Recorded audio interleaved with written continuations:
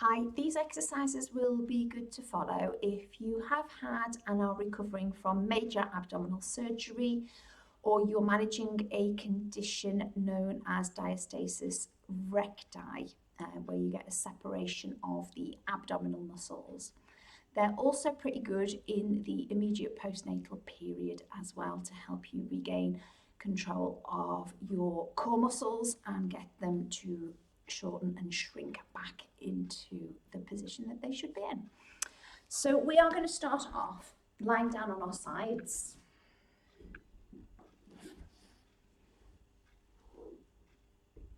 Now, if you're uncomfortable at all, just use pillows to support yourself, either underneath your head or underneath your abdominal wall, okay?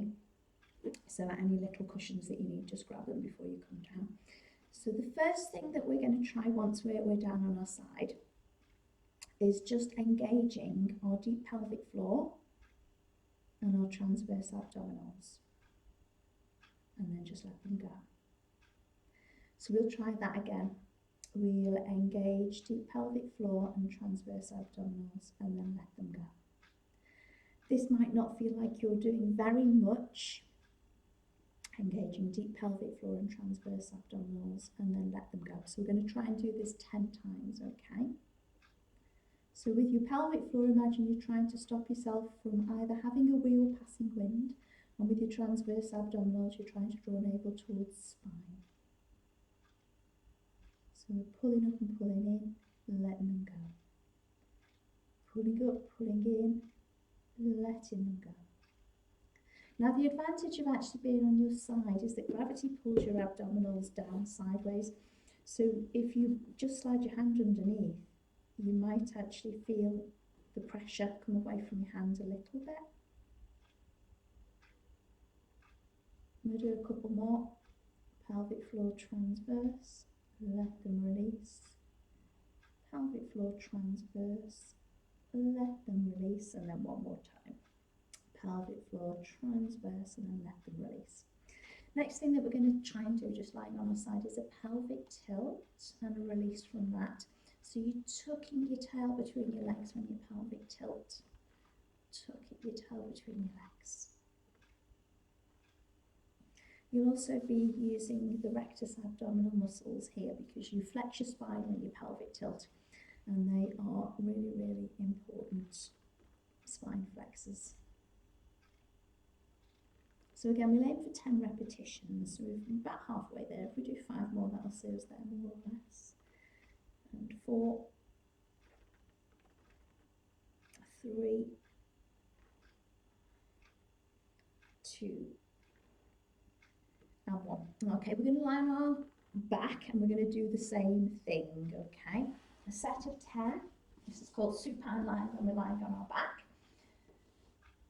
Pelvic floor transverse, so we're engaging, letting them go, engaging, letting them go. So we're just trying to wake them up and establish that neural connection again between those muscles. When we have surgery, the nerves can be disrupted, and it is quite common after abdominal surgery to have areas of kind of no feeling at all. It does come back, mostly.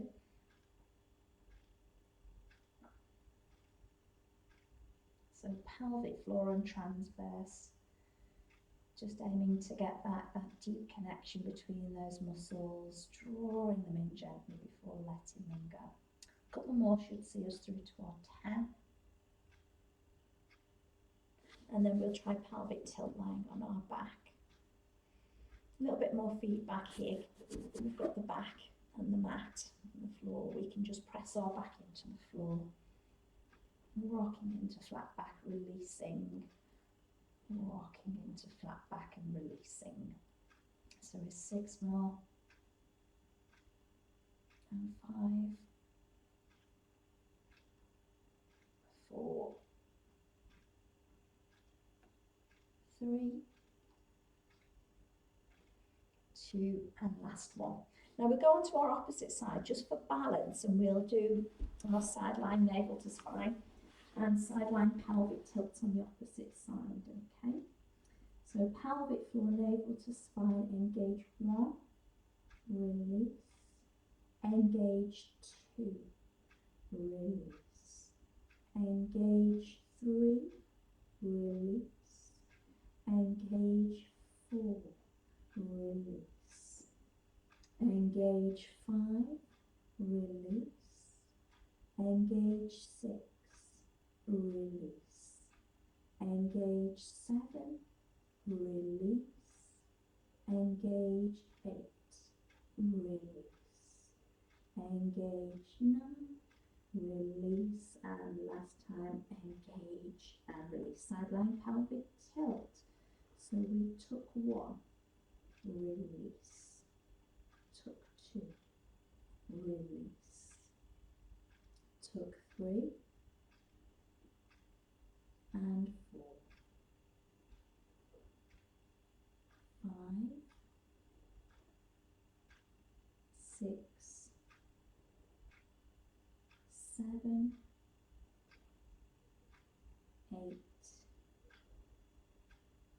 9, and last one for 10, and release.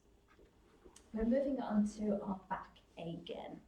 So we're back in that supine position. And this time we are going to tilt the pelvis, so it's in a little bit of a posterior tilt. That should mean that our pubic bone is higher than our hip bones, and we've decreased the curve in our lumbar spine. It's not completely jammed flat to the floor, but it's definitely a lot less curvy than it normally is. Now, keeping our pelvis and our spine in, I'm going to call this the imprint position, with our core engaged and our weight staying in our sacrum. Heel slide is what you're going to do next. And you have to develop your strength so that you can maintain the imprint. Your pelvis doesn't rock side to side. It definitely doesn't move forwards or backwards when you're moving your legs. And you're keeping those deep pelvic floor and those transverse abs engaged as you're practicing your heel slide. Couple of points of feedback here. You may want to work, if you have your hands underneath your lumbar curve, you'll have a little bit of pressure into your fingers, and you can use that pressure as feedback to keep the pressure constant when you're moving your legs. You'll feel in either the pressure lifts or you rock from one side to the other because the pressure in your hands will change, or you go kind of back completely flat, okay? So that's a really nice position to pop your hands in when you're doing any exercises that require you to keep your pelvis and your spine still when you are moving your legs, okay? We'll make this our last one. The next one we'll try to work on will be a knee drop. So this is checking our lateral stability. Can we keep our pelvis and spine in the imprint position as we are taking the weight of the leg out to the side?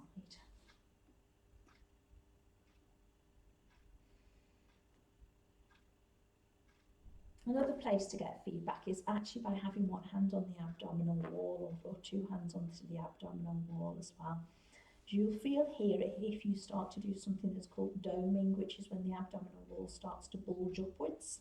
And we definitely don't want that to happen. So we're training the abdominal wall to return to a shortened position and to build the strength in those fibres that have been disrupted by any surgery that we've had.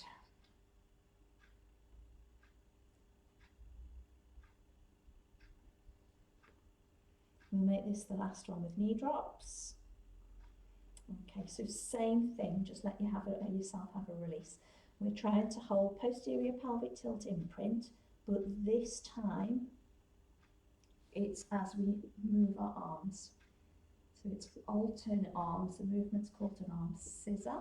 We're trying not to let the rib cage pop up as the arm goes overhead. So we're keeping this connection between the rib cage and the pelvis as the arms are reaching. And also keeping awareness of slightly engaging into your pelvic floor and your transverse abs as you're moving your arms. We'll do another 10, 9, 8, 7, 6, 5, 4, 3, 2, and final one. Releasing from the arm scissors. So knee folds, the next one we're going to have a go at. Can we keep our pelvis in the imprint? So we've got that flattened curve. Can we keep the tummy muscles flat as we bring our leg into tabletop and release it? Now you might find that this is completely impossible to do. Change the angle of your knee. Bring your heels close to your bottom. This reduces the load, and it will be more of an unfolding of your knee than it will of a moving from your hip, which our knee fold is supposed to do, okay? However, as a step towards, as a method of building our abdominal strength back again, it is quite a good one to do. And what we can do with this one is over time, as we start to find, yes, I can keep my pelvis still here, I can maintain the imprint, everything's nicely scooped and flat. You can sneak your feet away a little bit further. Everything will start to work harder. And then you can go to the point, which is the right angle at the knee, which is where we're hoping to aim for with a single knee fold and moving only from your hip joint, okay? So they are methods of reducing the intensity in the single knee fold, so that you can actually bring the leg into tabletop and maintain the imprint and keep everything flat but at a reduced load level. We'll make this our last one. Okay, wonderful. Now the next one is we are going to keep our pelvis completely still. So it's in the imprint position, spine's in imprint, pelvis posterior tilt, core engaged. Your legs are parallel. And you're swaying your legs from one side to the other. I'm going to turn around so that I don't know if you can actually see this. Okay, turn there. And you can see my legs. So I'm keeping my pelvis still, but I'm swaying my legs from side to side. This moves the legs at the hip joint. However, your core muscles have got to work here to keep your pelvis still when you move your legs, okay? So again, it's the imprint position and getting those abdominal muscles to work to stabilise the pelvis as the legs go from side to side. We'll make this our last one and then we'll release. Now when you're at the point where you can actually tolerate lying on your tummy, you can work abdominal hollowing in your prone lying position. So I've saved this one to last. You might find that you're not there just yet, but build up to it. So once you can actually bear to lie down on your front, you've got feedback here of the abdominal wall and the mat, and you can practice that drawing in of your core, letting it release 10 times in this position, drawing in, letting it release. Drawing in, letting it release. Drawing in and letting it release. We'll do a couple more. So about 4 more. And 3. And that's 2. And then final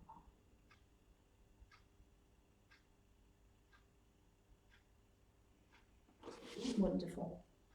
We'll give our back a nice bit of a stretch, coming up to 4 points. Nice bit of flexion here, tucking the tail between the legs, rounding into the shoulders, dropping the chin towards the chest, and then just hold that for about 20 seconds, just stretching our back muscles out.